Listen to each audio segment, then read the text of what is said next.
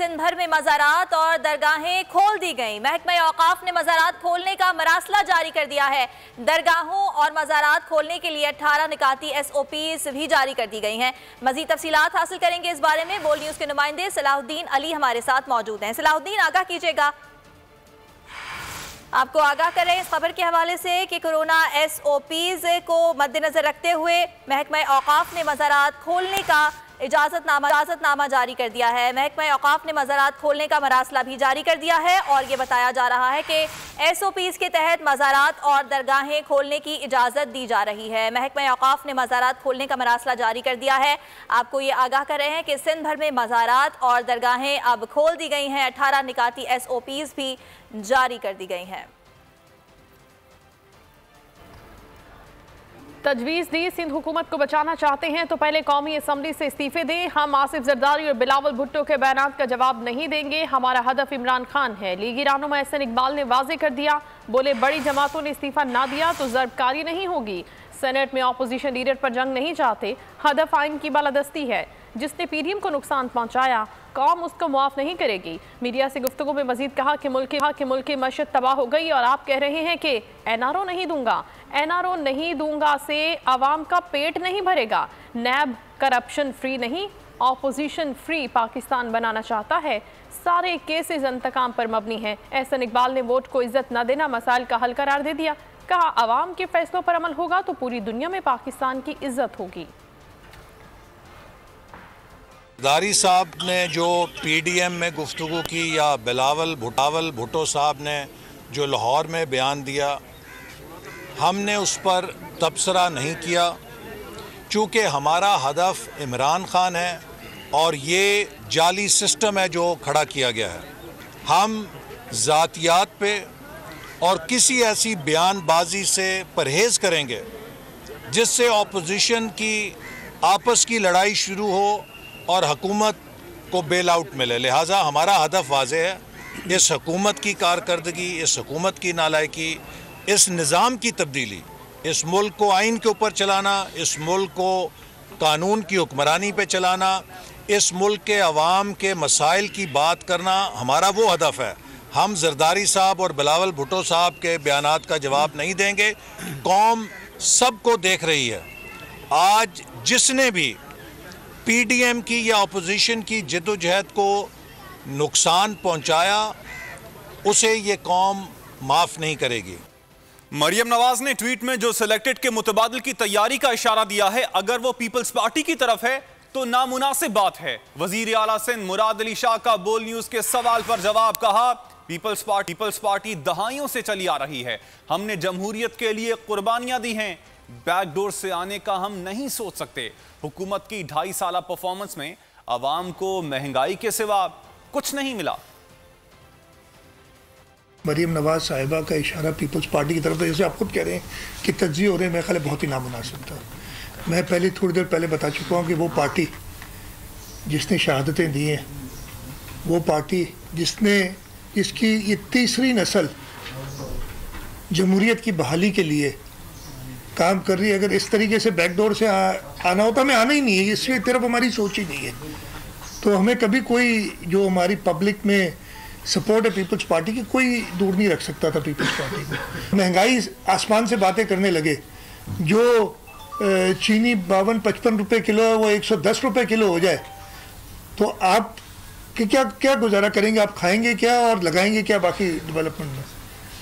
तो आपकी जो रोज़ाना के हमारे अखराजात हैं तनख्वाहों के, वो इतने बढ़ गए हुए हैं। उस वजह से इनकी जो परफॉर्मेंस या कहने की जो लैक ऑफ परफॉर्मेंस है, उसकी वजह से बहुत बड़ा इफेक्ट डेवलपमेंट में पड़ा है। रहनुमा पीपल्स पार्टी कमर जमान कायरा ने वाजे कर दिया कि पीपल्स पार्टी पार्लियामेंट छोड़ने के हक में नहीं। किसी मीटिंग में तय नहीं हुआ कि इस्तीफे देना लाजमी है। इस्तीफों को आखिरी ऑप्शन रखा था। मीडिया से गुफ्तगू में कमर जमान कायरा ने कहा कि चेयरमैन सेनेट के इलेक्शन में यूसुफ रजा गिलानी की फतह पर बददियानती से डाका डाला गया। उनका कहना था कि पंजाब में अदम एतमाद की तहरीक पर जोर दिया जा रहा है, मगर पंजाब असम्बली में नंबर्स का फ़र्क है। अपोजिशन लीडर सेनेट का ओहदा इतना बड़ा भी नहीं कि पीपल्स पार्टी मरी जा रही हो।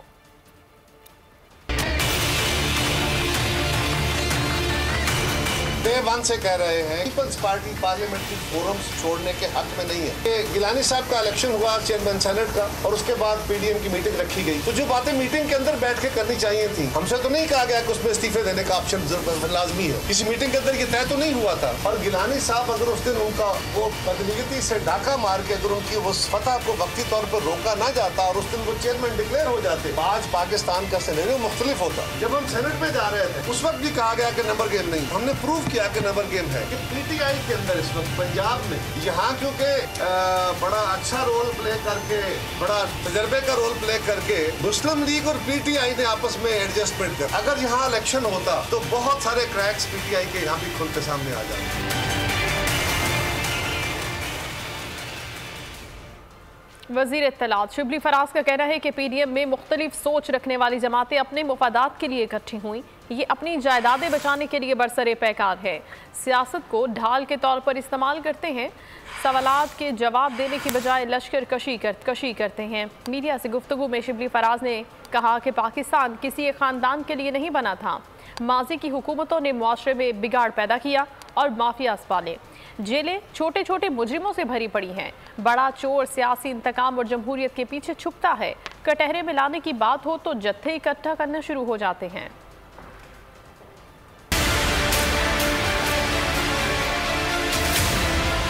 फासला हमें तय करना है जो बिगाड़ माशरे में माजी की हुकूमतों ने पैदा किया है, जिसमें के इदारे मफलूज हुए, जिसमें के कानून एक गरीब लोगों के लिए सिर्फ रह गया, जो जेलें भरी पड़ी हुई हैं वो छोटे छोटे मुजरिमों से भरी हुई हैं। लेकिन इस मुल्क का कल्चर ये बना दिया गया है कि जो बड़ा चोर होगा, जिसकी के अरबों की जायदादें होंगी, उसको चोर आप नहीं कहेंगे, वो पॉलिटिकल विक्टिमाइजेशन या जमहूरियत या सियासत के पीछे छुपेगा और साथ ही साथ में उन लोगों को भी प्रोटेक्ट करेगा जो उसको इस मकसद को हासिल करने के लिए उनका साथ देते हैं। ये जो कल्चर है जिसमें कि सियासी हुकूमत ने अपने नीचे माफियाज पाले, ये अखलाकियात जो हैं, जो कि ये गुज़श्ता दहाइयों में सवाल पजीर हुई, उसको हमने रिस्टोर करना है। चेयरमैन पाकिस्तान पीपल्स पार्टी बिलावल भुट्टो की मंसूर अहमद और जमात इस्लामी की क़यादत से मुलाकात की अंदरूनी कहानी सामने आ गई है। ज़राए के मुताबिक जमात इस्लामी ने पीडीएम में शामिल होने से इनकार कर दिया है, जबकि पीपी और जमात इस्लामी ने आइंदा इंतखाबात में ताउन पर इत्तफाक किया है। ज़राए के मुताबिक जमात इस्लामी ने सेनेट में अपोजिशन लीडर के लिए पीपल्स पार्टी को यकीन दहानी करवा दी है। जमात इस्लामी ने पीडीएम में शमूलियत से इनकार कर दिया, वाज़े किया कि जमात इस्लामी अलग ऑपोजिशन पार्टी के तौर पर रहना चाहती है। पीपल्स पार्टी खैबर पख्तूनख्वा सिंध खास तौर पर कराची में बल्दियाती और कौमी इंतखाबात में जमात इस्लामी से ताउन चाहती है। दीगर खबरों में आपको ये बताएं कि हुकूमत पंजाब ने मरियम नवाज की पेशी पर नैब लाहौर दफ्तर के इलाके को रेड जोन करार देने की नाब की दरखास्त मंजूर कर ली। रेंजर्स की नफरी तलब करने के लिए वफाकी वजारत दाखिला को भी खत लिख दिया गया। 26 मार्च को मरियम नवाज की नाब में पेशी के वक्त सिक्योरिटी का मसला संगीन शक्ल इख्तियार कर गया था। पीडीएम रहनुमाओं ने बड़ी तादाद में कारकुनान के हमरा नैब ऑफिस पहुंचने की धमकी दे रखी है।